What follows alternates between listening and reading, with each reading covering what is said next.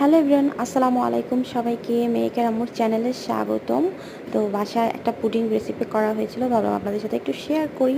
আর ডেজার্টের মধ্যে পুডিংটা খুবই কমন আর ফেমাস একটা খাবার। অলমোস্ট সবাই এটা অনেক পছন্দ করে। এটা অনেক সহজ এবং অল্প সময়ের মধ্যেই হয়ে যায়, খেতেও ভীষণ মজা। তো কারা কারা পুডিংটা পছন্দ করেন অবশ্যই জানাবেন। তো পুডিংটা করার জন্য ফার্স্টে যা যা করতে হবে, আমি দুধটা ঘন করে নিয়েছিলাম, দেন ক্যারামেল রেডি করে রেখেছিলাম, তারপর ঢেলে